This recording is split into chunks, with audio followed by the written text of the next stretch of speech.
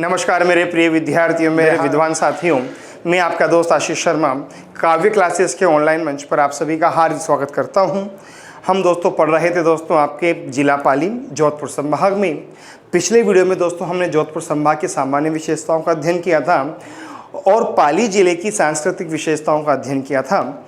आज की वीडियो में दोस्तों हम पाली जिले की अन्य विशेषताओं का अध्ययन करेंगे, ऐसी विशेषताएं जो ऐतिहासिक है, सांस्कृतिक है, भौगोलिक हैं। तो दोस्तों हम शुरू करते हैं जिला पाली और दोस्तों जिला पाली की अन्य विशेषताओं को इसमें आज हम अध्ययन करते हैं। ठीक दोस्तों, आज की जब हम बात करते हैं पाली जिले की, तो दोस्तों ध्यान रखना कि पाली जिला राजस्थान का एक ऐसा जिला है जो सर्वाधिक राज्य जिलों के साथ सीमा बनाता है। एकदम क्लियर दोस्तों, ध्यान रखना, जो पाली जिला है ना, ये राजस्थान का एक ऐसा जिला है जो सर्वाधिक जिलों के साथ सीमा बनाता है। एकदम क्लियर दोस्तों, जो पाली जिला है ना, ये राजस्थान का एक ऐसा जिला है जो सर्वाधिक जिलों के साथ सीमा बनाता है। एकदम क्लियर दोस्तों। फिर दोस्तों समझना, जो पाली है, ये पाली राजस्थान में सर्वाधिक जिलों के साथ सीमा बनाता है। एकदम क्लियर, पाली जिला सर्वाधिक जिलों के साथ क्या बनाता है? सीमा बनाता है। एकदम क्लियर, अर्थात ये सर्वाधिक जिलों को स्पर्श करता है। फिर बात आती है कि जो पाली है वो कितने जिलों को स्पर्श करता है। क्लियर, पाली कितने जिलों को स्पर्श करता है? तो आप क्या बताओगे कि जो पाली है ना, ये पाली राजस्थान के 8 जिलों को स्पर्श करता है। जो पाली है ये पाली राजस्थान के 8 जिलों को स्पर्श करता है। फिर बात आती है कि वो 8 जिले कौन कौन से हैं जो पाली को स्पर्श करते हैं। ठीक, तो दोस्तों एक जिला तो होगा अजमेर। दोस्तों एक जिला तो कौन सा होगा? अजमेर। इससे तो क्या बन जाएगा? अजमेर। दोस्तों जो अजमेर है ना, ये पाली को स्पर्श करता है। अजमेर किसे स्पर्श करता है? पाली को। और दोस्तों पाली को और स्पर्श करता है उदयपुर। कौन करता है? उदयपुर। दोस्तों पाली को स्पर्श करता है सिरोही। कौन करता है? सिरोही।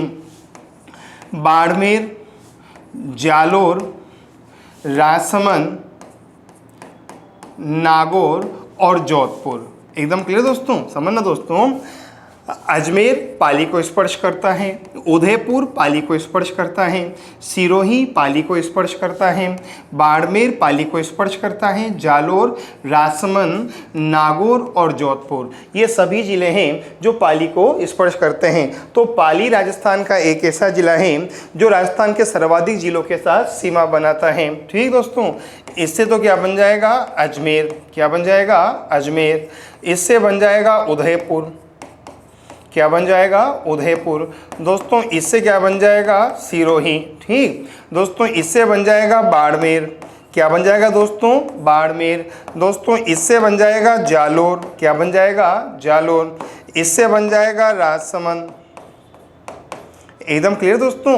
तो दोस्तों पाली को साहब आपके 8 जिले स्पर्श करते हैं और पूछा जाएगा कि वो 8 जिले कौन कौन से हैं। तो दोस्तों अजमेर हो गया, उदयपुर हो गया, सिरोही हो गया, बाड़मेर हो गया, जालोर हो गया, राजसमंद हो गया। क्लियर दोस्तों, इससे बन जाएगा नागौर। ठीक, और दोस्तों इससे बन जाएगा जोधपुर।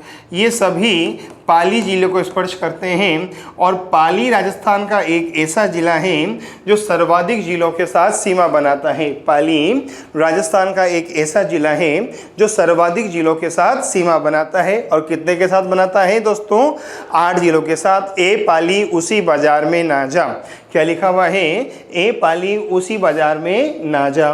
तो एकदम पहली बात क्लियर हो गई कि पाली राजस्थान के सर्वाधिक जिलों के साथ सीमा बनाता है। ये आपको दोस्तों ध्यान रखना है। एकदम क्लियर। फिर दोस्तों बात आती है कि जो पाली है, इस पाली जिले में प्रमुख नृत्य कौन कौन से हैं।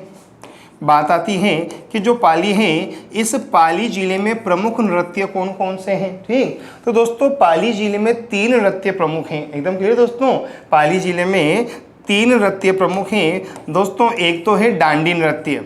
एकदम क्लियर दोस्तों, एक तो है डांडी नृत्य, एक है बांसी नृत्य। एकदम क्लियर दोस्तों, पाली जिले में 3 नृत्य बहुत प्रमुख हैं। एक तो डांडी नृत्य है, एक बांसी नृत्य है और दोस्तों एक है 13 ताली नृत्य। एकदम क्लियर, पाली जिले में दोस्तों तीन नृत्य बहुत प्रमुख हैं। कौन कौन से हैं? डांडी नृत्य, बांसी नृत्य और 13 ताली नृत्य। ये तीनों दोस्तों पाली जिले के महत्वपूर्ण नृत्य हैं। ये तीनों दोस्तों पाली जिले के महत्वपूर्ण नृत्य हैं। कौन कौन से? डांडी, बांसी और 13 ताली। ठीक। अच्छा दोस्तों, फिर बात आती है कि जो 13 ताली नृत्य हैं दोस्तों, बात आती है कि जो 13 ताली नृत्य हैं, इस 13 ताली नृत्य का प्रमुख केंद्र क्या है? पूछा जाएगा कि जो 13 ताली नृत्य हैं, इस 13 ताली नृत्य का प्रमुख केंद्र क्या है? तो आप क्या बताओगे? पाली जिले का पादरला गांव। एकदम क्लियर। पूछा जाए कि 13 ताली नृत्य का प्रमुख केंद्र क्या है, तो आप क्या बताओगे? पाली जिले का पादरला गांव आपके 13 ताली नृत्य का प्रमुख केंद्र है। ठीक। अच्छा, फिर दोस्तों बात आएगी कि जो 13 ताली नृत्य है, ये किसके द्वारा किया जाता है? एकदम क्लियर। तो आप क्या बताओगे कि जो 13 ताली नृत्य हैं, ये कामड़ जाति की महिलाओं के द्वारा किया जाता है। एकदम क्लियर दोस्तों, ध्यान रखना, जो 13 ताली नृत्य है, ये किसके द्वारा किया जाता है? कामड़ जाति की महिलाओं के द्वारा ये नृत्य किया जाता है। एकदम क्लियर। अच्छा दोस्तों, फिर बात आती है कि जो 13 ताली नृत्य है, ये किस श्रेणी में आता है? तो आप क्या बताओगे कि 13 ताली नृत्य एक तो क्षेत्रीय नृत्य है। जो 13 ताली नृत्य है ना, एक तो क्या है? ये क्षेत्रीय नृत्य है, और दोस्तों एक है ये सामूहिक नृत्य। एकदम क्लियर। जो 13 ताली नृत्य है, एक तो ये क्षेत्रीय नृत्य है, और एक साहब आपके क्या है? ये सामूहिक नृत्य है। फिर बात आती है कि जो 13 ताली नृत्य हैं, ये किस श्रेणी में आता है? पूछा जाएगा कि जो 13 ताली नृत्य है, ये किस श्रेणी में आता है? तो आप क्या बताओगे कि साहब आपके ये व्यावसायिक श्रेणी में आता है, अर्थात ये व्यावसायिक नृत्य है। समझ दोस्तों, आपके जो 13 ताली नृत्य हैं, ये किस में आता है? व्यावसायिक श्रेणी में आता है। 13 ताली नृत्य साहब आपके कहाँ होता है? पाली जिले में। पाली जिले के कौन से गांव में साहब? आपके पादरला गांव में। 13 ताली नृत्य कौन करती है? कामड़ जाति की महिलाएं। यह क्षेत्रीय नृत्य है, मतलब साहब आपके ये पाली जिले में विशेष रूप से होता है। सामूहिक नृत्य है, मतलब महिलाओं के द्वारा समूह में किया जाता है। ठीक। और दोस्तों 13 ताली नृत्य आपके सामाजिक नृत्य नहीं है, ये जातिगत नृत्य नहीं है, ये व्यावसायिक नृत्य है। कौन सा नृत्य साहब आपके? ये व्यावसायिक नृत्य है। एकदम क्लियर। चलो आगे। अच्छा, फिर बात आती है कि जो 13 ताली नृत्य हैं दोस्तों, बात आती है कि जो 13 ताली नृत्य हैं, ये किस अवसर पर किया जाता है? पूछ लिया जाए कि 13 ताली नृत्य किस अवसर पर किया जाता है, तो आप क्या बताओगे कि जो 13 ताली नृत्य हैं, ये बाबा रामदेव जी के मेले के अवसर पर किया जाता है। एकदम क्लियर। जो 13 ताली नृत्य हैं, ये बाबा रामदेव जी के मेले के अवसर पर किया जाता है। समझ जाओगे दोस्तों। पूछा जाएगा कि 13 ताली नृत्य कब किया जाता है, तो आप क्या बताओगे कि 13 ताली नृत्य बाबा रामदेव जी के मेले के अवसर पर किया जाता है। ठीक। फिर पूछा जाए कि बाबा रामदेव जी का मेला कब भरता है? पूछा जाए कि बाबा रामदेव जी का मेला कब भरता है, तो आप क्या बताओगे? भाद्र शुक्ल, क्या बताओगे? भाद्र शुक्ल द्वितीया। भाद्र शुक्ल द्वितीया से लेकर एकादशी तक। एकदम क्लियर दोस्तों। भाद्र शुक्ल द्वितीया से लेकर एकादशी तक आपके बाबा रामदेव के मेले का आयोजन किया जाता है। समझ जाओगे क्या अच्छी तरह? ठीक। एक बार फिर समझ दोस्तों आपके कि जो 13 ताली नृत्य साहब आपके दोस्तों, इसका जो आयोजन होता है दोस्तों, वो आयोजन होता है साहब आपके बाबा रामदेव के मेले के अवसर पर। और पूछा जाए कि बाबा रामदेव का जो मेला है ना, इसका आयोजन कब होता है? भाद्र शुक्ल द्वितीया से लेकर एकादशी तक साहब आपके बाबा रामदेव के मेले का आयोजन होता है। अच्छा दोस्तों, ध्यान रखना, ये जो भाद्र शुक्ल द्वितीया है ना, इसे कहा जाता है बाबारी दूज। एकदम क्लियर दोस्तों। ये जो भाद्र शुक्ल द्वितीया है, इसे क्या कहा जाता है? बाबारी दूज कहा जाता है। समझ जाओगे क्या अच्छी तरह? अगर यहाँ तक कोई डाउट हो तो पूछ लो दोस्तों आप। नहीं ना दोस्तों? एक बार फिर समझना दोस्तों अच्छी तरह। ठीक दोस्तों, एक बार दोस्तों अच्छी तरह फिर समझ लेना। ठीक। पाली जिले के प्रमुख नृत्य डांडी नृत्य, बांसी नृत्य, तेरह ताली नृत्य। तेरह ताली नृत्य साहब आपके किस गांव का है? पादरला गांव का। कौन सी महिलाएं करती हैं? कामड़ जाति की महिलाएं। क्षेत्रीय नृत्य है, सामूहिक मतलब महिलाओं के द्वारा समूह में किया जाता है। व्यावसायिक नृत्य की श्रेणी में इसको सम्मिलित किया गया है। किस अवसर पर किया जाता है? बाबा रामदेव के मेले के अवसर पर। और बाबा रामदेव के मेले का आयोजन कब होता है? भाद्र शुक्ल द्वितीया से लेकर एकादशी तक। और भाद्र शुक्ल द्वितीया क्या कहलाती है? बाबारी दूज। एकदम क्लियर। अच्छा दोस्तों, फिर बात आती है कि जो तेरह ताली नृत्य है, इस नृत्य की विशेषता क्या है? क्लियर। तो दोस्तों ध्यान रखना, तेरह ताली नृत्य एकमात्र ऐसा नृत्य है दोस्तों, समझना दोस्तों, तेरह ताली नृत्य एकमात्र ऐसा नृत्य है जो बैठकर किया जाता है। समझना दोस्तों, तेरह ताली नृत्य एकमात्र ऐसा नृत्य है जो बैठकर किया जाता है। समझ जाओगे? राजस्थान का एकमात्र नृत्य जो बैठकर किया जाता है, राजस्थान का एकमात्र नृत्य जो बैठकर किया जाता है, कौन सा होगा दोस्तों? तेरह ताली नृत्य। तेरह ताली नृत्य राजस्थान का एकमात्र ऐसा नृत्य है जो महिलाओं के द्वारा बैठकर किया जाता है, जबकि इसके अतिरिक्त जितने भी नृत्य हैं वो खड़े होकर किए जाते हैं। एकदम क्लियर। अगली बात, फिर बात आती है कि इस नृत्य का नाम तेरह ताली क्यों रखा गया? क्योंकि इस नृत्य में कुल कितने मंजीरे होते हैं? 13 मंजीरे। इस नृत्य में कुल कितने मंजीरे होते हैं? 13 मंजीरे। अब इन 13 मंजीरों में से जो 9 मंजीरे हैं दोस्तों, इन 13 मंजीरों में से जो 9 मंजीरे हैं, एकदम क्लियर दोस्तों, 13 मंजीरों में से जो 9 मंजीरे हैं, इन 9 मंजीरों को साहब आपके बांधा जाता है दाहिने पैर में। एकदम क्लियर दोस्तों, इन 13 मंजीरों में से जो 9 मंजीरे हैं ये साहब आपके कहाँ बांधे जाते हैं? दाहिने पैर में। एकदम क्लियर दोस्तों, इन 13 मंजीरों में से जो 2 मंजीरे होते हैं, ठीक दोस्तों, इन्हें बांधा जाता है हाथ की कोहनी पर। एकदम क्लियर दोस्तों, इन्हें कहाँ बांधा जाता है? हाथ की कोहनी पर बांधा जाता है। एकदम क्लियर। और दोस्तों बचे कितने? 2 मंजीरे, ठीक।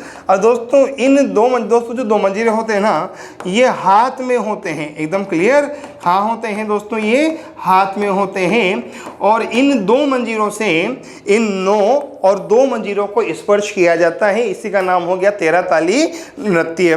तो तेरह ताली नृत्य का नाम तेरह ताली क्यों रखा गया था? क्योंकि इसमें 13 मंजीरे होते हैं। इन 13 दोस्तों जो 13 मंजीरे होते हैं, इनमें से 9 मंजीरे तो साहब आपके दाहिने पैर में, 2 मंजीरे हाथ की कोहनी पर और 2 मंजीरे हाथ में होते हैं। और इन 2 मंजीरों से साहब आपके 9 मंजीरों को और कोहनी के 2 मंजीरों को विभिन्न प्रकार से स्पर्श किया जाता है, विभिन्न प्रकार की भावभंगिमाएं बनाई जाती हैं। और दोस्तों इसका नाम क्या हो गया साहब? आपके तेरह ताली नृत्य। ठीक।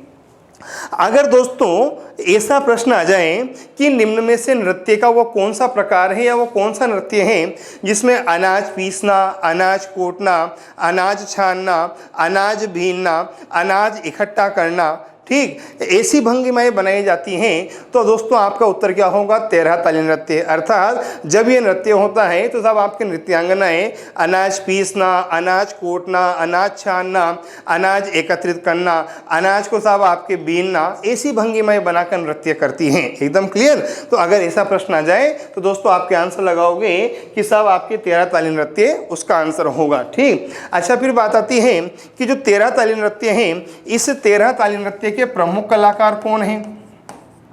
पूछा जाएगा कि जो तेरह ताली नृत्य है, इस तेरह ताली नृत्य के प्रमुख कलाकार कौन हैं? तो आप क्या बताओगे कि तेरह ताली नृत्य के प्रमुख कलाकारों में एक तो नाम आएगा मांगी बाई का। किसका नाम आएगा? मांगी बाई का। दोस्तों एक नाम आएगा मोहिनी का। किसका नाम आएगा? मोहिनी का। एकदम क्लियर दोस्तों एक नाम आएगा परमानंद दास का। एकदम क्लियर दोस्तों, किसका नाम आएगा? परमानंद दास का। दोस्तों एक नाम आएगा लक्ष्मण दास का। किसका नाम आएगा? लक्ष्मण दास का। समझ जाओगे दोस्तों। और दोस्तों आपके एक नाम आएगा साहब आपके दोस्तों कृष्णदास का। किसका नाम आएगा? कृष्णदास का। ये सभी साहब आपके तेरह ताली नृत्य के प्रमुख कलाकार हैं। और दोस्तों एक नाम आएगा गौरम दास का। किसका नाम आएगा? गोरमदास का। ये सभी 13 ताली नृत्य के प्रमुख कलाकार हैं। और दोस्तों जो गोरमदास है ना, इन गोरमदास को कहा जाता है मांगी बाई का गुरु। जो गोरमदास है इन्हें कहा जाता है मांगी बाई का गुरु। समझ गए कि अच्छी तरह भैया हो? ठीक, चलो एक बार फिर समझ लेना। पाली राजस्थान के 8 जिलों के साथ सीमा बनाता है। ए पाली उसी बाजार में ना जा, अजमेर, उदयपुर, सिरोही, बाड़मेर, जालोर, राजसमंद, नागौर और जोधपुर। पाली जिले में 3 नृत्य प्रमुख रूप से किए जाते हैं। एक का नाम है डांडी नृत्य, एक का नाम है बासी नृत्य, एक का नाम है 13 ताली नृत्य। ठीक, 13 ताली नृत्य की उत्पत्ति हुई थी पादरला गांव में। ये कामड़ जाति की महिलाओं के द्वारा किया जाता है। इस नृत्य में केवल महिला ही भाग लेती है, पुरुष भाग नहीं लेते हैं। पुरुष वाद्य बजाने का काम करते हैं। ठीक, ये क्षेत्रीय नृत्य है, सामूहिक नृत्य है और व्यावसायिक नृत्य की श्रेणी में आता है। मेरे विद्वान साथियों, वर्ष 2020-21 के राज्य कर्मचारियों, ये बाबा रामदेव जी के मेले के अवसर पर किया जाता है। बाबा रामदेव जी के मेले का आयोजन होता है भाद्र शुक्ल द्वितीया से लेकर एकादशी तक, और भाद्र शुक्ल द्वितीया को कहा जाता है बाबारी दूज। मेरे विद्वान साथियों, मेरे प्रिय विद्यार्थियों, 13 ताली नृत्य राजस्थान का एकमात्र ऐसा नृत्य है जो बैठकर किया जाता है। इसमें 13 मंजीरे होते हैं, 9 तो दाहिने पैर में, 2 हाथ की कोहनियों पर और 2 हाथ में होते हैं। समझ जाओगे क्या? ठीक, प्रमुख कलाकार है मांगी बाई, मोहिनी, परमानंदास, लक्ष्मणदास, कृष्णदास और गोरमदास। और गोरमदास को कहा जाता है दोस्तों आपके मांगी बाई का गुरु। समझ गए क्या? हाँ बरो हाँ, क्लियर? चलो आगे। ठीक, ये तो साहब आपकी एक बात हुई। फिर दोस्तों हम बात करते हैं कि साहब आपके पाली जिले में प्रमुख जलाशय कौन कौन से हैं। पूछा जाएगा कि जो पाली जिला है, इस पाली जिले में प्रमुख जलाशय कौन कौन से हैं या प्रमुख बांध कौन कौन से हैं। पाली जिले में प्रमुख जलाशय कौन से हैं या प्रमुख बांध कौन कौन से हैं। तो दोस्तों अगर पाली जिले की बात आती है तो दोस्तों अनायास ही साहब आपके जिस बांध का नाम सबके जुबान पर आ जाता है वो है जवाई बांध। एकदम क्लियर? जो जवाई बांध साहब आपके ये पाली जिले का प्रमुख बांध है। ठीक, फिर बात आती है कि जो जवाई बांध है दोस्तों, फिर बात आती है कि जो जवाई बांध है, इस जवाई बांध का निर्माण कब हुआ था। ठीक, पूछा जाएगा कि इस जवाई बांध का निर्माण कब हुआ था, तो आप क्या बताओगे कि जो जवाई बांध है इसका निर्माण हुआ था पहली बार 13 मई 1946 को। कब हुआ था? 13 मई 1946 को। अच्छा, पूछा जाएगा कि जो जवाई बांध है ना, इस जवाई बांध का निर्माण किसने कराया। पूछा जाएगा कि जो जवाई बांध है, इस जवाई बांध का था आपके निर्माण किसने कराया, इसका निर्माता कौन है। तो आप क्या बताओगे कि जो जवाई बांध है इसके निर्माता है महाराजा उमेश सिंह। जो जवाई बांध है इसके निर्माता कौन है? महाराजा उमेश सिंह को जवाई बांध का निर्माता कहा जाता है। ठीक, अच्छा, पूछा जाएगा कि जो जवाई बांध है, इस जवाई बांध के इंजीनियर कौन थे। एकदम क्लियर? पूछा जाए कि जवाई बांध के इंजीनियर कौन थे, तो दोस्तों आप क्या बताओगे कि जवाई बांध के 2 इंजीनियर थे आज़ादी से पहले। एक का नाम था एडगन, एक का नाम क्या था? एडगन। और दोस्तों एक का नाम था फर्ग्यूसन। जवाई बांध के 2 इंजीनियर थे, एक का नाम था एडगन और एक का नाम था फर्ग्यूसन। ठीक दोस्तों, ये दोनों कब थे? स्वतंत्रता से पूर्व, अर्थात आज़ादी से पूर्व साहब आपके जो जवाई बांध है वो एडगन और फर्ग्यूसन के निर्देशन में बना। ठीक, फिर पूछा जाए कि आज़ादी के बाद जो जवाई बांध है इसके इंजीनियर कौन रहे। पूछा जाए कि आज़ादी के बाद जवाई बांध के इंजीनियर कौन रहे, तो आप क्या बताओगे कि आज़ादी के बाद साहब आपके जो जवाई बांध है ना, इसके इंजीनियर थे मोती सिंह। समझ जाओगे क्या? आज़ादी के बाद इसके इंजीनियर कौन थे? मोती सिंह। जवाई बांध का निर्माण साहब आपके 13 मई 1946 को हुआ। निर्माता है साहब आपके महाराजा उमेश सिंह, इंजीनियर थे एडगन फर्ग्यूसन स्वतंत्रता से पहले, और स्वतंत्रता के बाद दोस्तों इसके इंजीनियर थे मोती सिंह। ठीक, पहली बात। अच्छा, फिर बात आती है कि जो जवाई बांध है दोस्तों, जो बात आती है जो जवाई बांध है, इस जवाई बांध का उपनाम क्या है। पूछा जाएगा कि जो जवाई बांध है इस जवाई बांध का उपनाम क्या है, तो आप क्या बताओगे कि जो जवाई बांध है ना, इसे कहा जाता है मारवाड़ का अमृत सरोवर। दोस्तों जो जवाई बांध है इसे कहा जाता है मारवाड़ का अमृत सरोवर। क्लियर? और अगर दोस्तों मान लीजिए कि वहाँ अमृत सरोवर नहीं लिखा होगा तो वहाँ लिखा होगा मानसरोवर।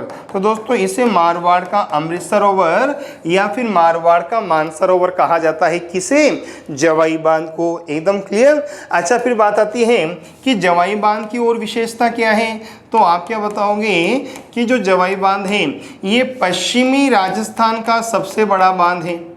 एकदम क्लियर। पूछा जाए कि जो जवाई बांध है इस जवाई बांध की विशेषता क्या है, तो दोस्तों आप क्या बताओगे कि जो जवाई बांध है ना ये पश्चिमी राजस्थान का सबसे बड़ा बांध है। एकदम क्लियर। जो जवाई बांध है ये पश्चिमी राजस्थान का सबसे बड़ा बांध कहलाता है। एकदम क्लियर। अच्छा, फिर बात आती है कि जो जवाई बांध है इस जवाई बांध की भराव क्षमता कितनी है। पूछा जाए कि जो जवाई बांध है इस जवाई बांध की भराव क्षमता कितनी है, तो आप क्या बताओगे 6 करोड़ घन फीट। दोस्तों इसके साथ आपकी जो भराव क्षमता है वो कितनी है 6 करोड़ घन फीट पानी इसके भीतर आ सकता है, इतनी बड़ी क्षमता इसकी है। अच्छा, फिर बात आती है कि जो जवाई बांध है इस जवाई बांध से किन जिलों को पेयजल सुविधा दी जा रही है। एकदम क्लियर। तो दोस्तों ध्यान रखना, जो जवाई बांध है इस जवाई बांध से एक तो जोधपुर को, जवाई बांध से एक तो जोधपुर को और एक पाली जिले को पेयजल और सिंचाई सुविधाएं उपलब्ध कराई जा रही हैं। समझ जाओगे ना, जवाई बांध से जोधपुर और पाली जिले को पेयजल सुविधा उपलब्ध कराई जा रही है। दोस्तों जब कभी साहब आके पश्चिमी राजस्थान में बाढ़ आती है और दोस्तों बाढ़ के कारण जब आपके जवाई बांध अपनी क्षमता से ज़्यादा भर जाता है तो उस स्थिति में इस बांध का पानी जालोर को भी दिया जाता है। भराव क्षमता से अधिक होने पर जवाई बांध का पानी जालोर को दिया जाता है, अन्यथा नहीं दिया जाता है। इस बात का आप अच्छी तरह ध्यान रखना। एकदम क्लियर। अच्छा दोस्तों, फिर बात आती है कि जो जवाई बांध है ये जवाई बांध किस नदी पर बनाया गया है। पूछा जाएगा कि जो जवाई बांध है ये जवाई बांध किस नदी पर बनाया गया है, तो आप क्या बताओगे कि जो जवाई बांध है ना ये जवाई बांध बनाया गया है साहब आपके जवाई नदी पर। किस नदी पर बनाया गया है दोस्तों? आपके जवाई नदी पर बनाया गया है। पूछा जाए कि जो जवाई बांध है ये आप जवाई बांध साहब आपके किस नदी पर बनाया गया है? जवाई नदी पर बनाया गया है। एकदम क्लियर। फिर बात आती है कि जो जवाई नदी है जो जवाई नदी है इस जवाई नदी का उद्गम कहाँ से होता है। दोस्तों फिर बात आती है कि जो जवाई नदी है इस जवाई नदी का उद्गम कहाँ से होता है, तो दोस्तों आप क्या बताओगे कि साहब आपके पाली में एक क्षेत्र है बाली, ठीक। और दोस्तों इस बाली में एक गांव है और उस गांव का नाम है गोरेया गांव। एकदम क्लियर। पाली में एक क्षेत्र है बाली और साहब आपके बाली में साहब आपके एक गांव है गोरिया गांव, और इस गोरिया गांव की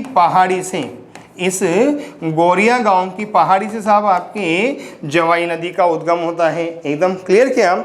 अच्छा, पूछ लिया जाए कि जो जवाई नदी है इस जवाई नदी की लंबाई कितनी है। पूछ लिया जाए कि जवाई नदी की लंबाई कितनी है, तो कितना बताओगे आप? 96 किलोमीटर, 96 किलोमीटर आपके जवाई नदी की लंबाई है।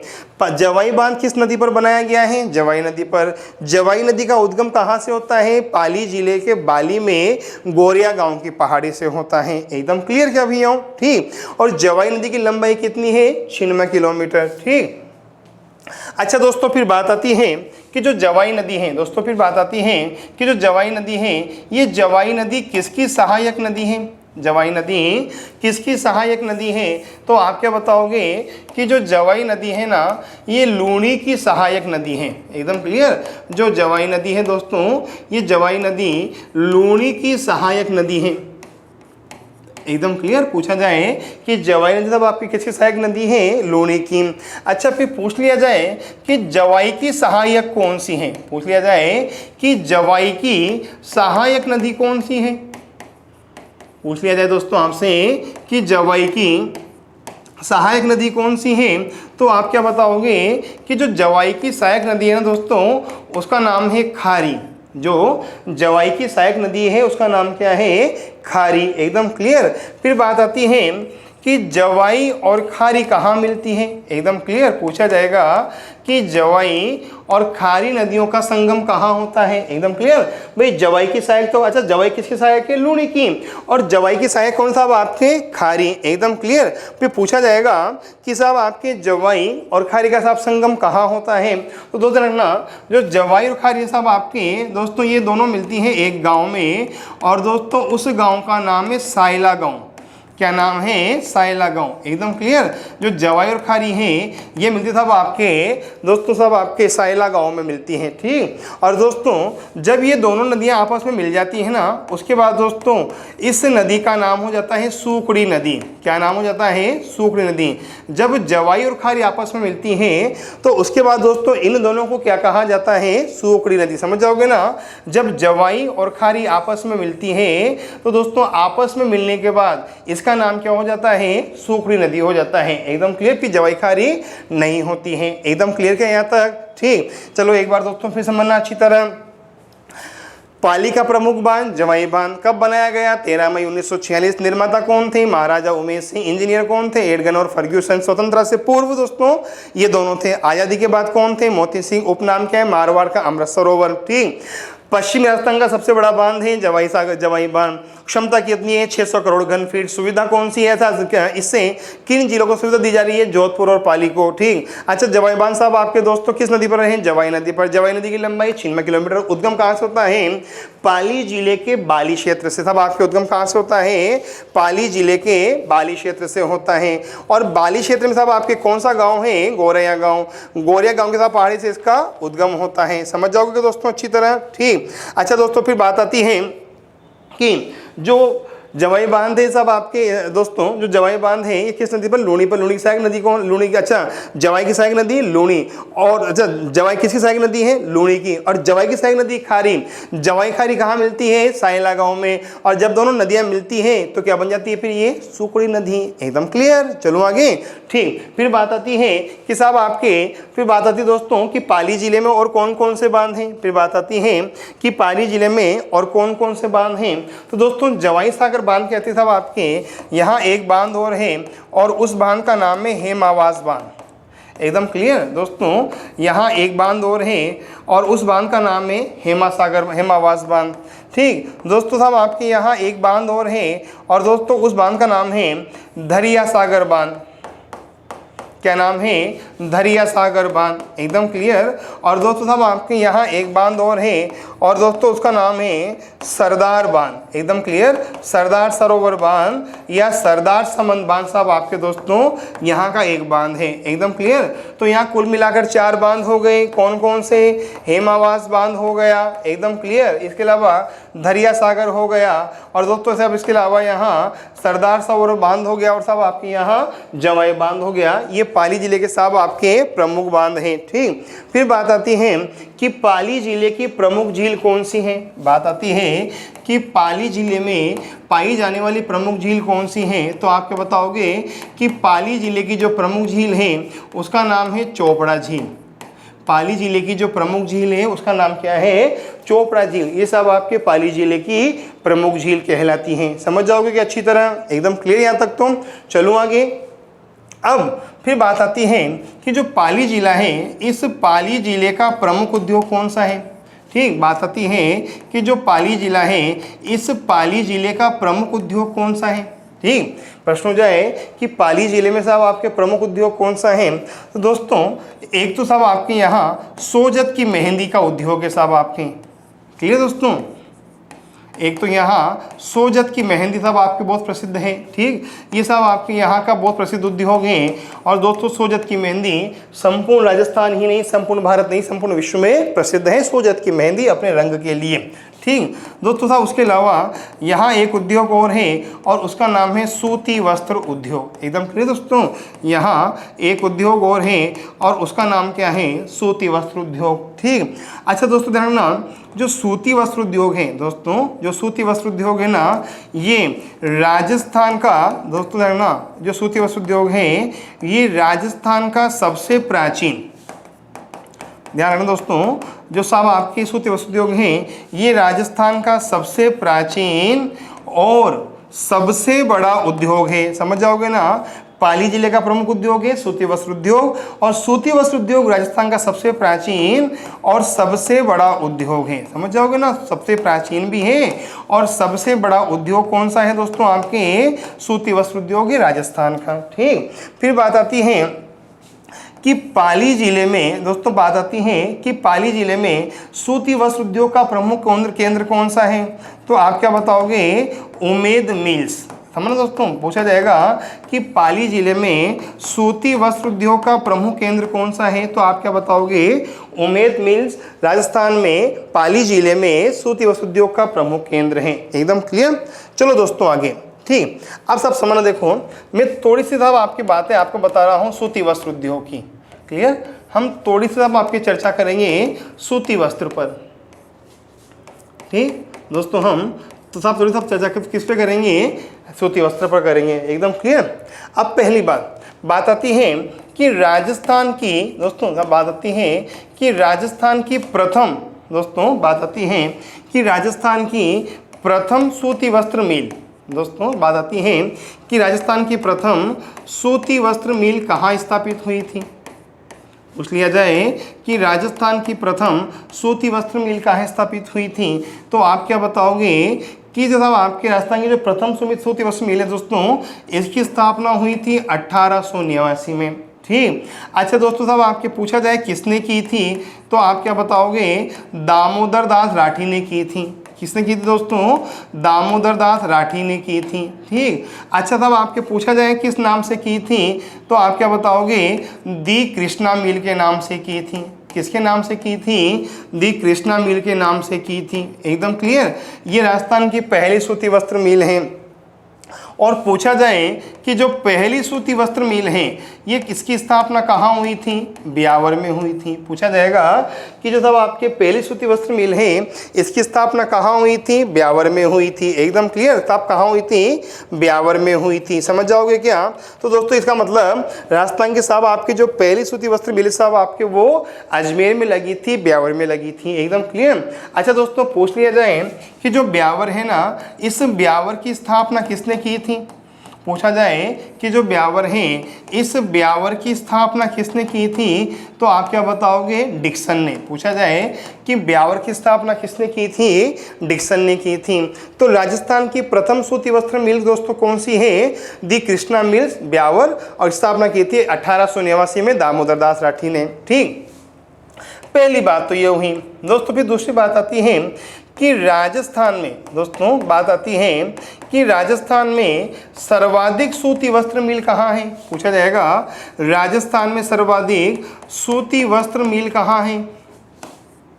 पूछ लिया जाए कि राजस्थान में सर्वाधिक सूती वस्त्र मिल कहाँ है, तो आप क्या बताओगे कि राजस्थान में साहब आपके सर्वाधिक सूती वस्त्र मिल कहाँ है, भीलवाड़ा में है। किस जिले में है दोस्तों, भीलवाड़ा में है।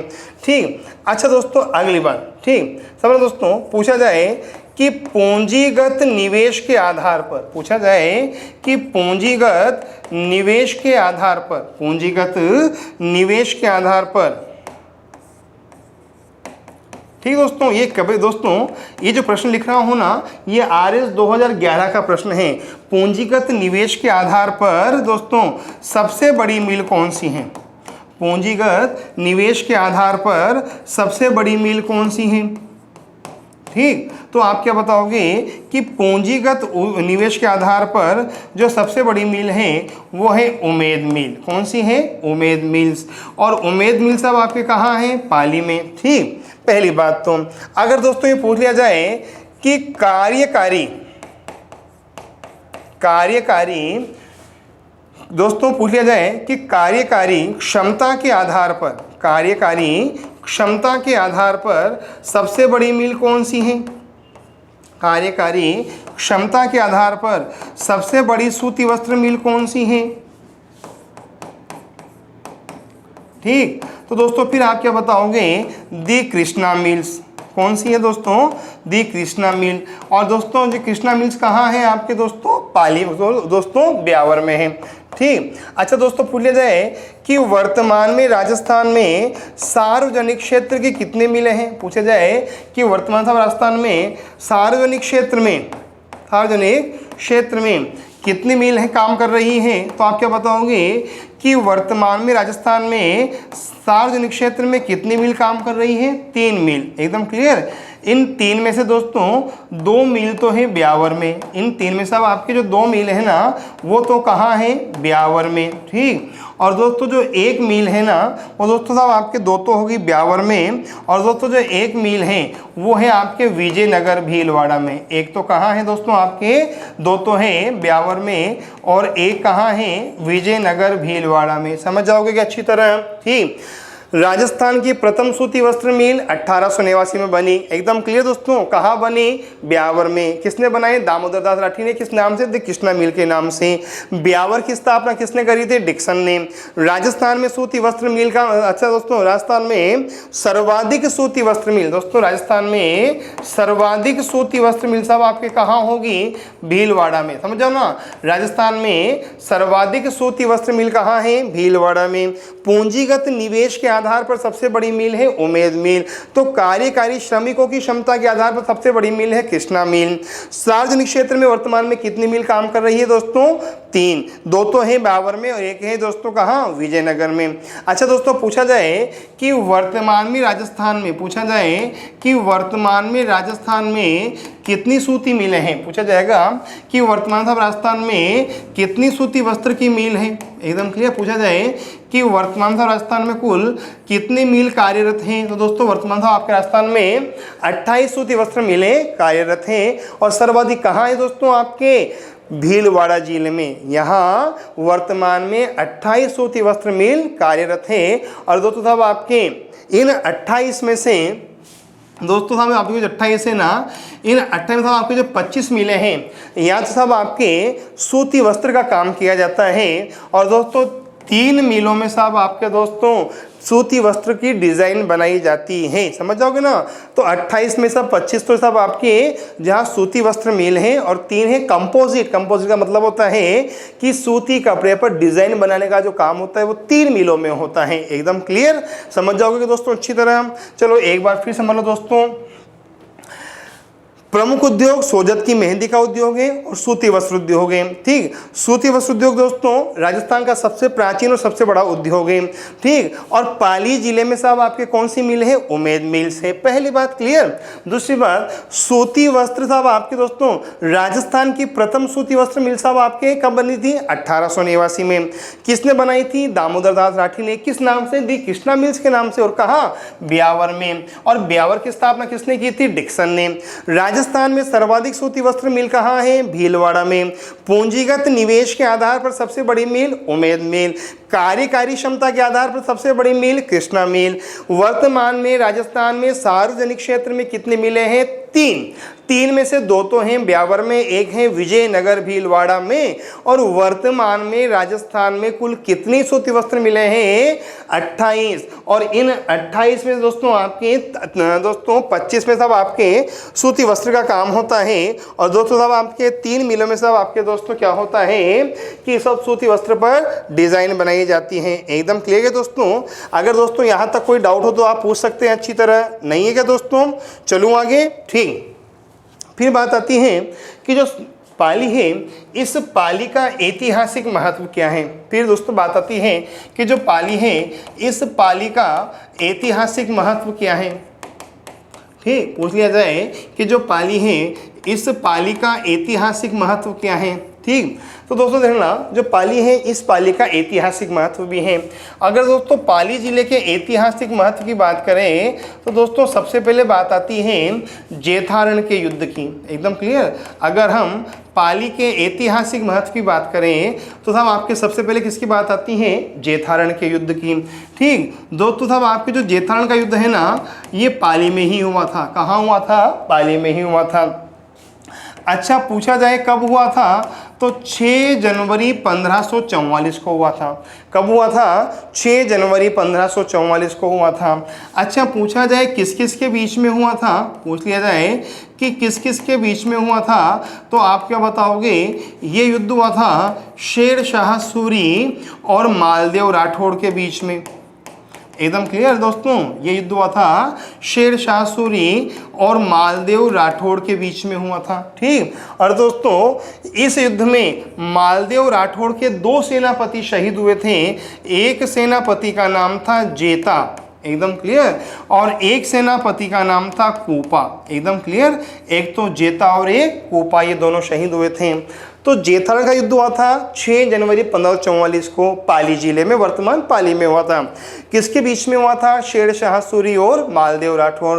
और दोस्तों जो मालदेव राठौड़ है ना, इस मालदेव राठौड़ के 2 सेनापति थे, जेता और कोपा, जो इस युद्ध में शहीद हुए थे। और दोस्तों बात आती है कि इस जेथारण, दोस्तों बात आती है कि साहब आपके जो युद्ध है, इस युद्ध का साहब आपके उल्लेख, बात आती है कि जो ये युद्ध है, इस युद्ध का साहब आपके उल्लेख किसके द्वारा किया गया है? तो आप क्या बताओगे कि दोस्तों साहब आपके जो युद्ध है ना, इस दोस्तों से इस युद्ध का उल्लेख किया है याहिया बिन अहमद सरहिंदी ने। एकदम क्लियर पूछा जाए कि किस इतिहासकार के द्वारा इस युद्ध का उल्लेख किया गया है, तो आप क्या बताओगे? याहिया बिन अहमद सरहिंदी, एकदम क्लियर।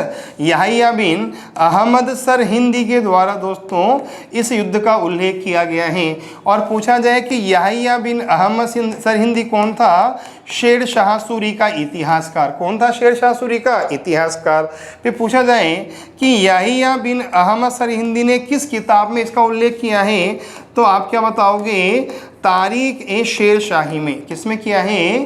तारीख ए शेरशाही में इस युद्ध का उल्लेख किया है, ठीक।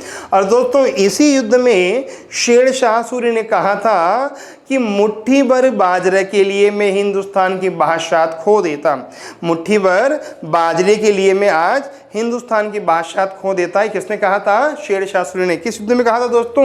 इस युद्ध में कहा था, एकदम क्लियर। अच्छा दोस्तों ध्यान रखना कि जो मालदेव राठौड़ है ना, इस मालदेव राठौड़ को कहा जाता है हशमत वाला शासक। दोस्तों जो मालदेव राठौड़ है ना, इसे कहा जाता है हशमत वाला शासक। समझ जाओगे क्या? क्लियर। और दोस्तों जो मालदेव राठौड़ है, इसे कहा जाता है भारत का पुरुषार्थी राजकुमार। समझ जाओगे दोस्तों, ये दोनों नाम हैं, हशमत वाला शासक और भारत का पुरुषार्थी राजकुमार। पूछा जाए किसे कहा जाता है, तो आप क्या बताओगे? मालदेव राठौड़ को कहा जाता है। समझ जाओगे क्या भैया? हशमत वाला शासक और भारत का पुरुषार्थी राजकुमार किसे कहा जाता है? मालदेव राठौड़ को कहा जाता है। एकदम क्लियर यहाँ तक? अगर दोस्तों यहाँ तक कोई डाउट हो तो पूछ लीजिए आप अच्छी तरह, नहीं है ना? चलो आगे, ठीक। पहली बात। फिर बात आती है कि पाली जिले का दूसरा ऐतिहासिक महत्व क्या है। तो दोस्तों जो पाली जिले के साथ आपके जो दूसरा ऐतिहासिक महत्व है ना, वो है 1857 की क्रांति के संदर्भ में। एकदम क्लियर। 1857 के साथ आपकी जो क्रांति है ना, उस क्रांति का साहब आपके जो केंद्र था वो साहब क्या रहा था? पाली। एकदम क्लियर। अर्थात 1857 की क्रांति के संदर्भ में भी पाली जिले का महत्व है, ठीक। अब 2 बार साहब आपके महत्व हैं, समझना दोस्तों पाली जिले में साहब आपके एक क्षेत्र है आउवा। दोस्तों पाली जिले में एक क्षेत्र है आउवा, क्लियर। और दोस्तों जो आउवा है ना, यहाँ दोस्तों जो आउवा है, इस आउवा के साहब आपके ठाकुर थे कुशाल सिंह चंपावत। दोस्तों जो आउवा है, इस आउवा के साहब आपके ठाकुर कौन थे? कुशाल सिंह चंपावत, ठीक। और कुशाल सिंह चंपावत ने 1857 की क्रांति में भाग लिया था। कुशाल सिंह चंपावत ने 1857 क्रांति में भाग लिया था, दोस्तों याद रखना, ठीक। पहली बात। फिर बात आती है कि आउवा में क्रांति कब हुई थी। पूछा जाए कि आउवा में क्रांति का आरंभ कब हुआ, पूछ लिया जाए कि आउवा में क्रांति का आरंभ कब हुआ, तो आप क्या बताओगे? 8 सितंबर 1857 को आउवा में क्रांति का आरंभ हुआ था। आउवा पाली में आता है। 1857 की क्रांति का केंद्र रहा था। कुशाल सिंह चंपावत ने युद्ध लड़ा था और यहाँ क्रांति आरंभ हुई थी तब आपके 8 सितंबर 1857 को, ठीक। दोस्तों देखना, जो कुशाल सिंह चंपावत हैं दोस्तों, ये 2 युद्ध लड़े हैं। दोस्तों जो कुशाल सिंह चंपावत थे, इन्होंने क्रांति में 2 युद्ध लड़े थे। फिर पूछा जाए 2 युद्ध कौन कौन से दोस्तों, तो दोस्तों साहब आपके इन्होंने साहब एक तो लड़ा था बिथोड़ा का युद्ध। दोस्तों इन्होंने साहब आपके एक तो क्या लड़ा था? बिथोड़ा का युद्ध लड़ा था, समझ जाओगे दोस्तों। एक तो साहब आप इन्होंने साहब क्या लड़ा था, बिथोड़ा का युद्ध लड़ा था, एकदम क्लियर। और दोस्तों इनके द्वारा साहब आपके एक युद्ध और लड़ा गया था, और दोस्तों उस युद्ध का नाम था चेलावास का युद्ध। कौन सा युद्ध? चेलावास का युद्ध। तो ठाकुर कुशाल सिंह चंपावत के द्वारा 1857 की क्रांति में 2 युद्ध लड़े गए थे, बिथोड़ा और चेलावास, एकदम क्लियर। पूछा जाए कि बिथोड़ा का युद्ध कब लड़ा गया था, तो आप क्या बताओगे कि जो बिथोड़ा का युद्ध है दोस्तों ये लड़ा गया था 8 सितंबर 1857 को। कब लड़ा गया था? 8 सितंबर 1857 को।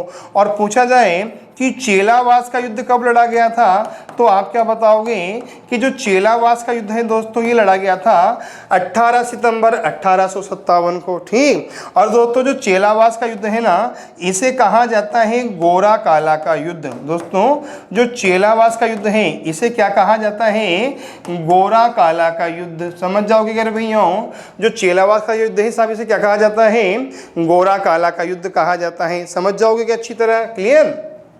अगली बात, अच्छा दोस्तों ध्यान रखना, दोस्तों ध्यान रखना, फिर बात आती है कि जब बिथोड़ा का युद्ध हुआ तो इसमें कौन मारा गया। बात पूछ लिया जाए कि जब बिथोड़ा का युद्ध हुआ तो इस बिथोड़ा के साथ युद्ध में कौन मारा गया, एकदम क्लियर। और पूछा जाएगा कि साहब आपके चेलावास के युद्ध में कौन मारा गया, एकदम क्लियर। पूछा जाए कि बिथोड़ा के साथ युद्ध में कौन मारा गया और चेलावास के युद्ध में कौन मारा गया, एकदम क्लियर। ये तो हुआ बिथोड़ा का युद्ध और ये हुआ चेलावास का युद्ध, ठीक। तो पूछा जाए कि बिथोड़ा के युद्ध में किस अंग्रेज की हत्या की गई थी, तो आप क्या बताओगे कि बिथोड़ा के युद्ध में हीथकोट की हत्या की गई थी। किसकी हत्या की गई थी? हीथकोट की। और पूछा जाए कि चेलावास के युद्ध में किसकी हत्या की गई थी, तो आप क्या बताओगे कि चेलावास के युद्ध में हत्या की गई थी मैकमेसन की। किसकी हत्या की गई थी? मैकमेसन की। और पूछा जाए कि मैकमेसन कौन था, तो आप क्या बताओगे कि जो मैकमेसन है ना ये था मारवाड़ का पीए। पूछ लिया जाए कि मैकमेसन कौन था, ये मारवाड़ का पीए था, इन दोनों की हत्या हुई थी, ठीक। अच्छा दोस्तों ध्यान रखना, दोस्तों ध्यान रखना, जो दोस्तों ध्यान रखना, ये दोस्तों जो मैकमेसन है ना, इस मैकमेसन की साहब आपके पूजा की जाती है दोस्तों रेबारी जाति के द्वारा, अर्थात रेबारी जाति के द्वारा मैकमेसन की पूजा की जाती है, एकदम क्लियर दोस्तों। रेबारी जाति के द्वारा मैकमेसन की पूजा की जाती है दोस्तों, ध्यान रखना, एकदम क्लियर, ये अच्छी बात है। पूछ लिया जाए कि निम्न में से साहब वो कौन सी जाति है जो मैकमेसन की पूजा करती हैं, तो रेबारी जाति के द्वारा मैकमेसन की पूजा की जाती है दोस्तों, ध्यान रखना, एकदम क्लियर दोस्तों यहाँ तक तो, ठीक। अच्छा दोस्तों पहली बात तो क्लियर। अच्छा दोस्तों ध्यान रखना, देखो मैं एक बात और बता रहा हूँ आपको, जो मैकमेसन है ना दोस्तों ये क्या था? मारवाड़ का पीए। और पूछा जाए कि क्रांति के समय राजस्थान में कितने पीए थे, पूछा जाए कि क्रांति के समय राजस्थान में कितने पीए थे, क्रांति के समय राजस्थान के पीए कौन कौन से थे, एकदम क्लियर। पूछा जाए कि 1857 की क्रांति के समय राजस्थान के पीए कौन कौन से थे, एकदम क्लियर। तो आप क्या बताओगे कि एक पीए का नाम था ईडन, एक का नाम था शावर्स, एक का नाम था बर्टन, ईडन, शावर्स, बर्टन, एकदम क्लियर दोस्तों। एक का नाम था मैकमेसन, मारा गया मैकमेसन, क्लियर। और दोस्तों एक का नाम था मॉरिसन, क्या नाम था? मॉरिसन। दोस्तों ये थे 1857 की क्रांति के पीए, कौन कौन? Eden, Showers, Burton, McMason and Morrison, clear दोस्तों। ये सब आपके उस समय राजस्थान के पीए थे, पीए मतलब पॉलिटिकल एजेंट। अच्छा पूछा जाएगा कि ईडन कहाँ का पीए था? जयपुर का। पूछ लिया जाए कि ईडन कहाँ का पीए था? जयपुर का। पूछ लिया जाए शावर्स कहाँ का पीए था? मेवाड़ का।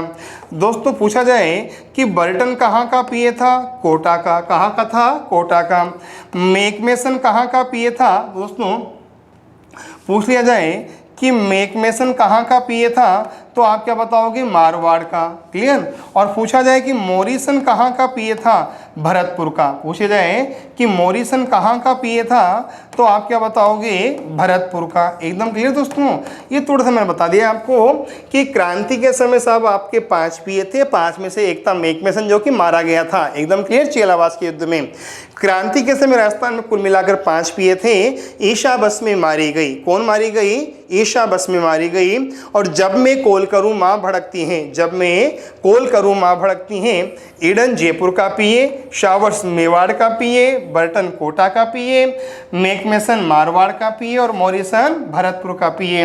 दोस्तों चलो मैं लिख भी रहा हूँ, दोस्तों ध्यान रखना, ये ईडन, ठीक। और पूछा जाए कि ईडन कहाँ का पिए है, जयपुर का, ठीक। दोस्तों साहब आपकी भी बात आती है ये शावर्स, और पूछा जाए कि शावर्स कहाँ का पिए हैं, तो आप क्या बताओगे कि शावर्स मेवाड़ का पिए हैं। कहाँ का पिए हैं, मेवाड़ का, ठीक। दोस्तों फिर बात आती है ये बर्टन, पूछा जाए कि बर्टन कहाँ का पिए हैं, तो आप क्या बताओगे कि बर्टन कोटा का पिए हैं, ठीक। अच्छा दोस्तों फिर आती है मैकमेसन, ठीक। और पूछ लिया जाए कि मैकमेसन कहाँ का पिए हैं, तो आप क्या कह दोगे, मारवाड़। और लास्ट में कौन बचा रहे भैयाओं, मॉरिसन, ठीक। और पूछा जाए कि मॉरिसन कहाँ का पिए था, भरतपुर का। समझोगे क्या। अच्छा दोस्तों रखना, ये बर्टन और मैकमेसन दो ऐसे पिए थे जिनकी क्रांति में हत्या की गई थी। रखना, बर्टन और मैकमेसन दो ऐसे पिए थे जिनकी क्रांति में हत्या की गई थी। समझ जाओगे क्या, ठीक। मैकमेसन क्या था, आपके मैकमेसन की गर्दन को काटकर आउवा के किले के प्रवेश द्वार पर लटका दिया गया था, तो बर्टन की गर्दन को काटकर कोटा शहर में घुमाया गया था। दोस्तों ऐसा कहा जाता है। और मैकमेसन 1857 की क्रांति में मरने वाला पहला पॉलिटिकल एजेंट था। 1857 की क्रांति में मरने वाला पहला पॉलिटिकल एजेंट कौन था, मैकमेसन। अच्छा दोस्तों ये भी ध्यान रखना, ठाकुर कुशाल सिंह चंपावत एक ऐसे क्रांतिकारी थे जिन्होंने क्रांति में भाग भी लिया था, किंतु इन्हें फांसी नहीं दी गई थी। समझ जाओगे ना। अगर प्रश्न बन जाए कि 1857 की क्रांति में भाग लेने वाला वह क्रांतिकारी जिसने क्रांति में भाग भी लिया किंतु फांसी नहीं दी गई, तो आप क्या बताओगे, कुशाल सिंह चंपावत। क्या बताओगे, कुशाल सिंह चंपावत। अच्छा दोस्तों ये भी ध्यान रखना, कुशाल सिंह चंपावत एक ऐसे क्रांतिकारी थे जिनकी क्रांति में भूमिका की जांच के लिए मेजर टेलर आयोग का गठन किया गया था।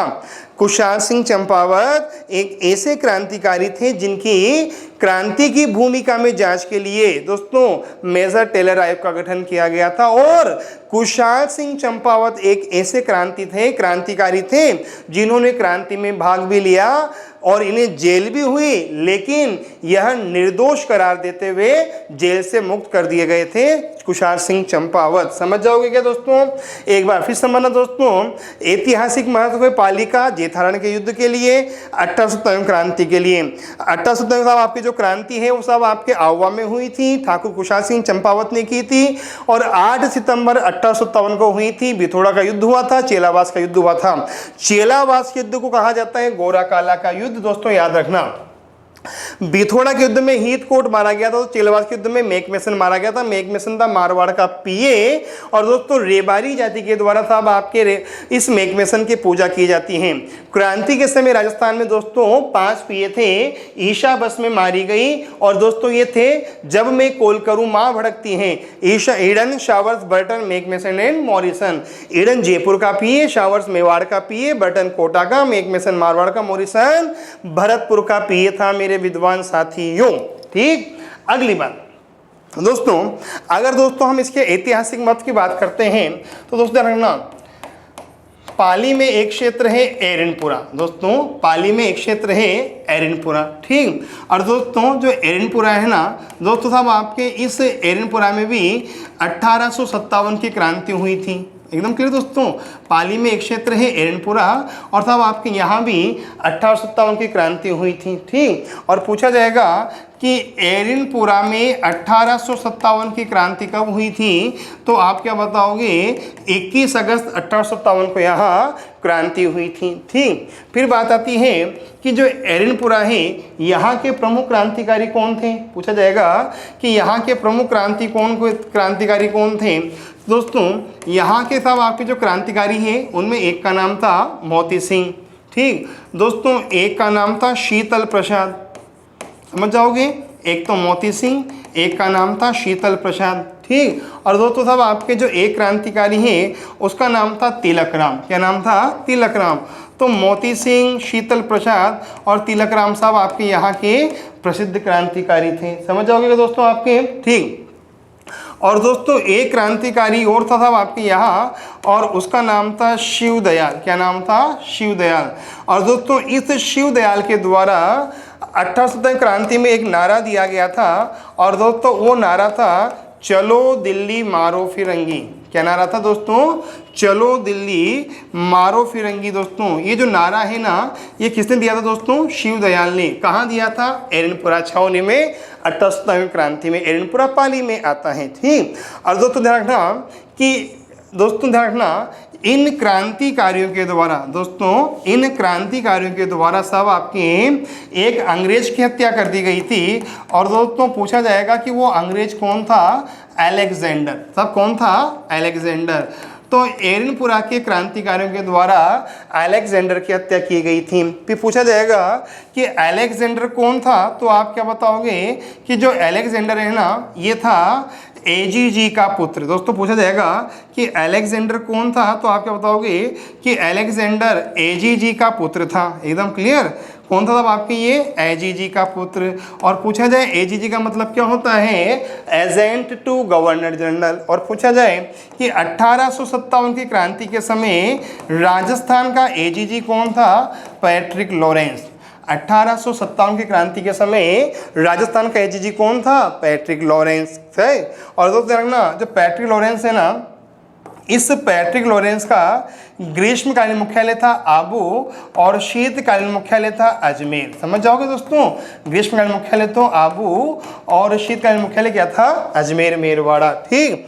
अच्छा दोस्तों ये भी ध्यान रखना, पूछ लिया जाए कि इस पैट्रिक लॉरेंस को क्रांति की सूचना कब मिली थी। पूछ लिया जाए कि इस पैट्रिक लॉरेंस को 1857 की क्रांति की सूचना कब मिली थी, तो आप क्या बताओगे? 19 मई 1857 को इस पैट्रिक लॉरेंस को क्रांति की सूचना मिली थी। और कहाँ मिली थी? आबू में मिली थी। कहाँ मिली थी? आबू में मिली थी। समझ जाओगे दोस्तों। तो दोस्तों ये था पाली जिले का ऐतिहासिक महत्व। समझ गए? पाली में जेठरान का युद्ध हुआ शेरशाह सूरी और मालदेव के बीच में। पाली में 1870 में क्रांति हुई 2 बार, एक बार आहुआ में और एक बार एरनपुरा में। एकदम क्लियर दोस्तों। और दोस्तों पाली में 2 युद्ध हुए, बिथोड़ा और चेलावाद। चेलावाद का युद्ध क्या कहलाता है? आपके गोरा काला का युद्ध। एकदम क्लियर दोस्तों यहाँ तक तो, ठीक। एरनपुरा में साहब आपके दोस्तों क्रांति हुई थी मोती सिंह, शीतल प्रसाद, तिलक राम, शिवदयाल के द्वारा। और क्रांति का नारा चलो दिल्ली मारो फिरंगी किसने दिया था? शिवदयाल ने दिया था। और एरनपुरा के क्रांतिकारियों के द्वारा दोस्तों, जो एरनपुरा थे तब आपके यहाँ के जो क्रांतिकारी थे दोस्तों, इनके द्वारा दोस्तों आपके एजीजी लॉरेंस के बेटे की हत्या कर दी गई थी। और एजीजी लॉरेंस तब आपके इसके 2 मुख्यालय थे, एक का नाम था दोस्तों आबू ग्रीष्मकालीन, एक का नाम था अजमेर मेरवाड़ा शीतकालीन।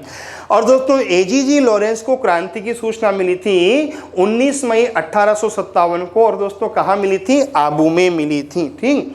दोस्तों हो गए महत्व। फिर बात आती है कि इसके अलावा पाली का और क्या महत्व है। पूछा जाए कि इसके अलावा पाली का और क्या महत्व है, तो आप क्या बताओगे कि जो पाली है ना, ये दोस्तों इसी पाली में साहब आपके किसका जन्म हुआ था? भामा शाह का जन्म हुआ था। एकदम क्लियर दोस्तों। जो पाली है ना दोस्तों, इस पाली में साहब आपके किसका जन्म हुआ था? भामा शाह का जन्म हुआ था। एकदम क्लियर। और भामा शाह को कौन नहीं जानता?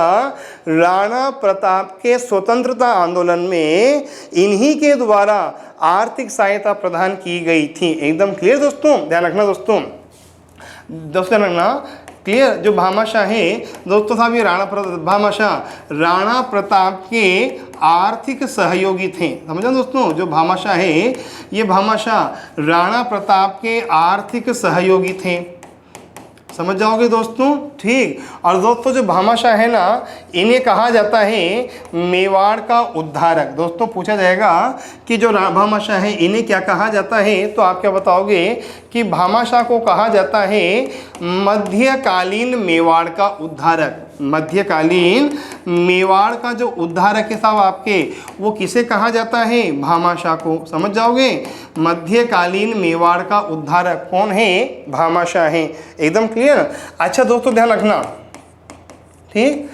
ये दोस्तों काम की बातें हैं, जब हम कभी मेवाड़ का इतिहास पढ़ेंगे तो पढ़ा दूंगा, लेकिन अभी तो फिलहाल पढ़ लो। ठीक दोस्तों, जो राणा प्रताप है ना, इन राणा प्रताप के 2 प्रधानमंत्री थे दोस्तों। जो राणा प्रताप है, इन राणा प्रताप के 2 प्रधानमंत्री थे। क्लियर, राणा प्रताप के 2 प्रधानमंत्री थे। ठीक, फिर बात आती है कि राणा प्रताप के 2 प्रधानमंत्री कौन कौन से थे। क्लियर दोस्तों, बात आती है कि जो राणा प्रताप है, इन राणा प्रताप के 2 प्रधानमंत्री कौन कौन से थे, तो आप क्या बताओगे, समझना। हल्दी घाट युद्ध से पहले दोस्तों, हल्दी घाट युद्ध से पहले इनका जो प्रधानमंत्री था ना, उसका नाम था रामा शाह मेहसाणी। जानना दोस्तों, हल्दी घाट युद्ध से पहले जो राणा प्रताप का प्रधानमंत्री था, उसका नाम था रामा शाह मेहसाणी। ठीक, और हल्दी घाटी युद्ध के बाद इनका जो प्रधानमंत्री बना दोस्तों, उसका नाम था भामा शाह। समझ जाओगे ना, हल्दी घाटी युद्ध से पहले तो कौन थे, रामा शाह मेहसाणी, और हल्दी घाटी युद्ध के बाद कौन थे, भामा शाह। समझ जाओगे दोस्तों अच्छी तरह। हाँ बरो, हाँ एकदम क्लियर दोस्तों। ये था दोस्तों पाली जिले का ऐतिहासिक महत्व, एकदम क्लियर। अच्छा, फिर बात आती है कि सब आपके जो पाली जिला है, इसका अन्य ऐतिहासिक महत्व कौन सा है, एकदम क्लियर। तो दोस्तों ध्यान रखना, जो पाली जिला है ना, सब आपके इस पाली जिले में सब आपके एक युद्ध हुआ था, और दोस्तों उस युद्ध का नाम था लाखा जंवर का युद्ध। एकदम क्लियर दोस्तों, ध्यान रखना, पाली जिले में एक युद्ध हुआ था, और दोस्तों उस युद्ध का नाम था लाखा जंवर का युद्ध। और दोस्तों इस युद्ध का एक नाम और है दोस्तों, इस युद्ध का एक नाम और है, और वह है धोला चौतरा का युद्ध।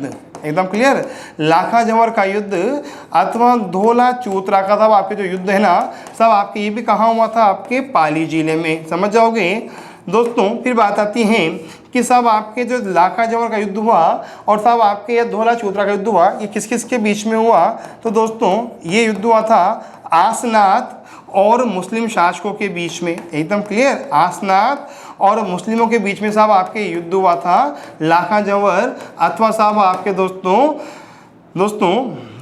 धोला चौतरा का युद्ध।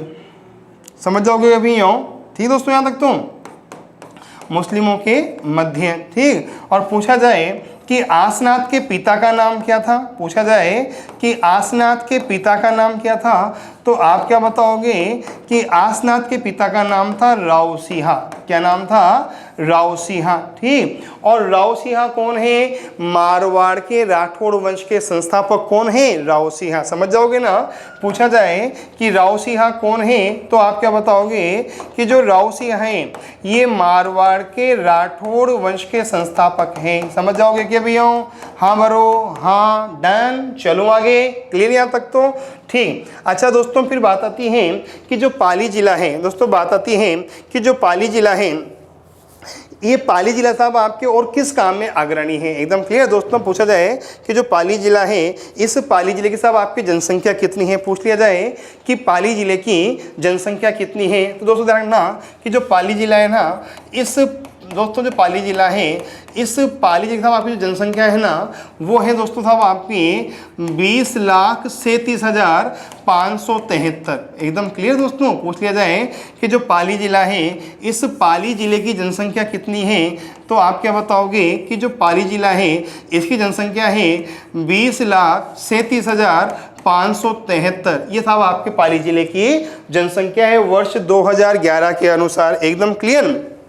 अच्छा, फिर बात आती है कि पाली जिले का साहब आपकी जनसंख्या घनत्व कितना है, पूछ लिया जाए कि जो पाली जिला है, इस पाली जिले का जनसंख्या घनत्व कितना है, तो आप क्या बताओगे 164 व्यक्ति प्रति वर्ग किलोमीटर। ठीक, अच्छा दोस्तों, पूछ लिया जाए कि जो पाली है, इस पाली का लिंगानुपात कितना है, पूछा जाए कि पाली जिले का लिंगानुपात कितना है, तो आप क्या बताओगे कि पाली जिले का साहब आपके लिंगानुपात है 987 व्यक्ति दोस्तों, पाली जिले का साहब लिंगानुपात है 987। समझ जाओगे दोस्तों, पूछा जाए कि पाली का साहब आपके लिंगानुपात कितना है, 987 है। एकदम क्लियर।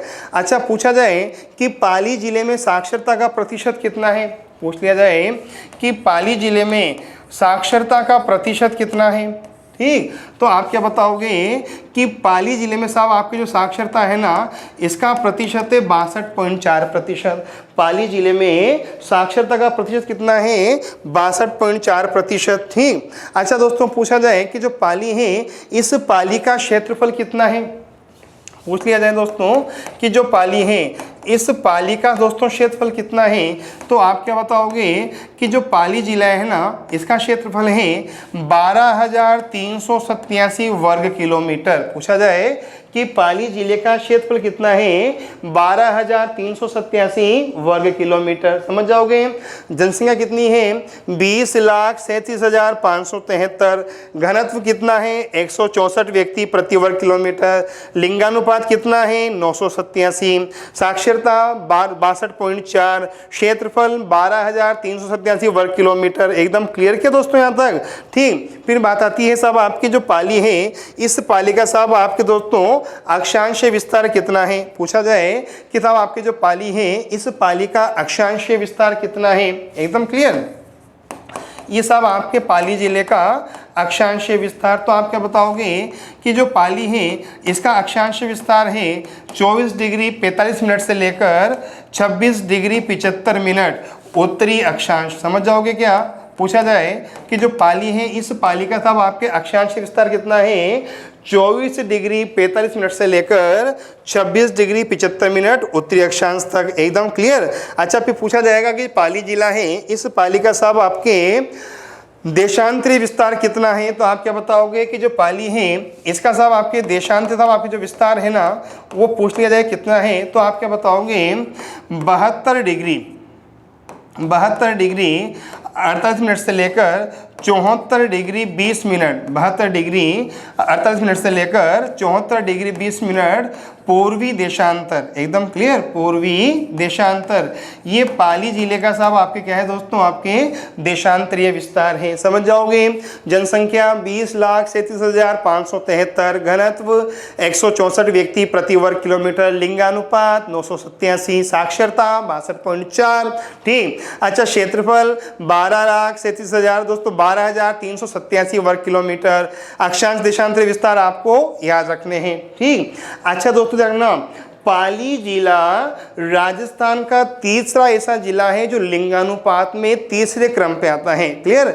लिंगानुपात के आधार पर राजस्थान का सबसे बड़ा जिला कौन सा होगा दोस्तों, पाली। समझ जाओगे ना। लिंगानुपात के आधार पर राजस्थान का सबसे बड़ा जिला कौन सा होगा, पाली। एकदम क्लियर दोस्तों, समझना। पाली जिला राजस्थान का एक ऐसा जिला है जो लिंगानुपात के आधार पर राजस्थान का तीसरा सबसे बड़ा जिला है। समझ जाओगे दोस्तों अच्छी तरह। फिर बात आती है कि लिंगानुपात के आधार पर राजस्थान का सबसे बड़ा जिला कौन सा है। पूछा जाएगा कि लिंगानुपात के आधार पर राजस्थान का सबसे बड़ा जिला कौन सा है। मैंने बता रखा है ना दोस्तों। ठीक। तो दोस्तों, लिंगानुपात के आधार पर जो राजस्थान का सबसे बड़ा जिला है, उसका नाम है डूंगरपुर। क्या नाम है, डूंगरपुर। ठीक। लिंगानुपात के आधार पर जो राजस्थान का सबसे बड़ा जिला है दोस्तों, उसका नाम क्या है, डूंगरपुर। समझ जाओगे क्या भैया, हाँ भरो हाँ। ठीक। तो दोस्तों, लिंगानुपात के आधार पर राजस्थान का सबसे बड़ा जिला कौन सा हुआ, डूंगरपुर। ये वाला भैया डूंगरपुर। दूसरा कौन सा होगा, राजसमंद। ठीक। अच्छा, तीसरा कौन सा होगा हमारा, पाली। ठीक। चौथा कौन सा होगा, प्रतापगढ़। और दोस्तों, पांचवा कौन सा होगा, बांसवाड़ा। दोस्तों, कभी कभी ऐसे प्रश्न आते हैं कि साहब आपके लिंगानुपात के आधार पर इन जिलों को आरोही अथवा अवरोही क्रम में जमाइए। एकदम क्लियर। तो लिंगानुपात के आधार पर राजस्थान के 5 बड़े जिले हैं, डूंगरपुर, राजसमंद, प्रतापगढ़, डूंगरपुर, राजसमंद, पाली, प्रतापगढ़ और बांसवाड़ा। एकदम क्लियर। अच्छा, फिर बात आती है कि साहब आपके जो डूंगरपुर है, इस डूंगरपुर का लिंगानुपात कितना है, 990। कितना है, 990। राजसमंद का लिंगानुपात कितना है, 988। पाली का लिंगानुपात कितना है, 987। ठीक। अच्छा दोस्तों, साहब आपके पूछा जाएगा कि प्रतापगढ़ का लिंगानुपात कितना है, 982। और बांसवाड़ा का लिंगानुपात कितना है, 979। एकदम दोस्तों ध्यान रखना। एकदम क्लियर। ये बहुत अच्छी बात है। अच्छा दोस्तों, ये भी ध्यान रखना, जो पाली है ना, ये पाली राजस्थान का, मैं ये दोस्तों ये बोल देता हूँ, ध्यान रखना, परिवार कल्याण के क्षेत्र में राजस्थान का अग्रणी जिला कौन सा है, पाली। ना, वर्ष 2011 की जनगणना के अनुसार परिवार कल्याण के लिए कार्य करने वाला सबसे प्रथम जिला कौन सा है? पाली। परिवार कल्याण के क्षेत्र में राजस्थान में प्रथम जिला कौन सा है दोस्तों? पाली। ये दोस्तों आप ध्यान रखना। ठीक दोस्तों, ये थी आपके पाली जिले की विशेषताएं। दोस्तों पाली जिले का सामान्य ज्ञान जो हमने पढ़ा। ठीक दोस्तों, एक बार दोबारा पढ़ लेते हैं दोस्तों, रिवाइज कर लेते हैं। ठीक, पाली 8 जिलों के साथ सीमाएं बनाता है। ए पाली उसी बाजार में ना जा, एकदम क्लियर। पाली के 3 नृत्य हैं, डांडी, बांसी, 13 ताली, समझ जाओगे कभी आओ, क्लियर। अच्छा, पाली में साहब आपके दोस्तों साहब आपके क्या होता है? अच्छा, 13 ताली नृत्य बाबा रामदेव के मेले के अवसर पर होता है, भाद्र शुक्ल द्वितीया को बाबारी दूज। ठीक, एक मान नृत्य जो बैठकर किया जाता है 13 ताली। 13 मंजीरे होते हैं। प्रमुख कलाकार है मांगी बाई, मोहिनी, परमानंद, लक्ष्मणदास और कृष्णदास। मांगी बाई के गुरु कौन थे? गौरमदास। दोस्तों याद रखना। ठीक, अच्छा दोस्तों, प्रमुख बांध कौन सा है? जवाई बांध। निर्माण हुआ था 13 में 1946 को, महाराणा उमेश सिंह ने कराया था। इंजीनियर थे एडगन फर्ग्यूसन। स्वतंत्रता से पहले, स्वतंत्रता के बाद थे मोती सिंह। उपनाम में मारवाड़ का अमृत सरोवर या मानसरोवर। ये पूरी जानकारी दोस्तों आपके जवाई बांध की याद रखना अच्छी तरह। ठीक, अच्छा, जवाई बांध जवाई नदी पर है। जवाई लूणी की सहायक है साहब, आपके जवाई की सहायक है खारी। जवाई खारी मिलती है साइला गांव में साहब आपके। इसके बाद मिलने के बाद इसका नाम है सूखड़ी नदी।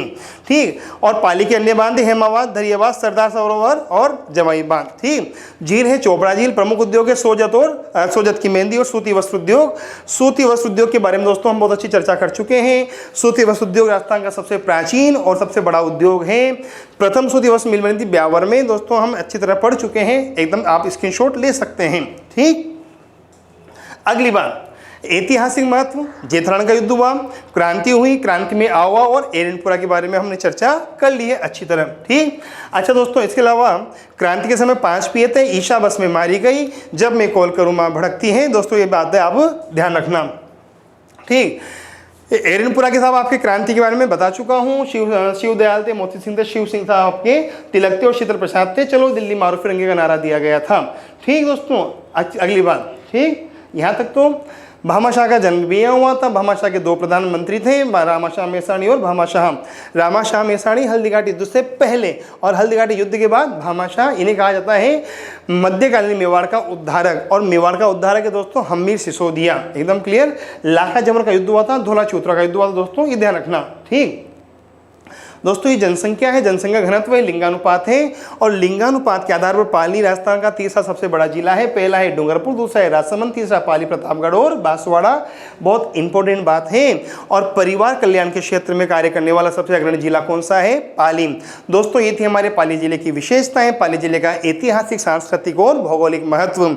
मुझे उम्मीद ही नहीं, पूरा विश्वास है कि आपने जो स्नेह, जो प्यार, जो विश्वास, जो समर्थन जिला दर्शन को दिया है, आप उसे इसी प्रकार बनाए रखेंगे। दोस्तों आपसे करबद्ध निवेदन है कि आप अधिक से अधिक संख्या में दोस्तों अपने दोस्तों को काव्य क्लासेस के साथ जुड़ने के लिए प्रेरित करें। आपके दोस्तों को काव्य क्लासेस का यूट्यूब चैनल सब्सक्राइब करने के लिए दोस्तों अनुग्रह करें, विनती करें दोस्तों उनसे। और हमारे वीडियो पर दोस्तों अधिक से अधिक संख्या में आप कमेंट करें, सलाह भी दें। अगर आपको हमारे वीडियो में कोई कमी भी लगती है दोस्तों, आप हमें सलाह दें। आपकी सलाह हमारे लिए संजीवनी बूटी का काम करती है। जब आप हमारी प्रशंसा करते हैं तो हमें उत्साह मिलता है, और जब आप हमें सुझाव देते हैं तो हमें और बेहतर करने के लिए दोस्तों सलाह मिलती है आपकी ओर से। आप इसी प्रकार हमारा मार्गदर्शन करते रहिए। काव्य क्लासेस के वीडियो को अधिक से अधिक संख्या में शेयर करते रहिए। और ईश्वर से प्रार्थना है कि आप, ईश्वर इसी साल आपके सपनों को पूरा करे, आपको आपकी मंजिल दिलाए, और आपके जितने भी सपने हैं अपने सरकारी क्षेत्र को लेकर वो सभी पूरे हों। और इसी आकांक्षा के साथ, इसी उम्मीद के साथ, थैंक यू दोस्तों, धन्यवाद।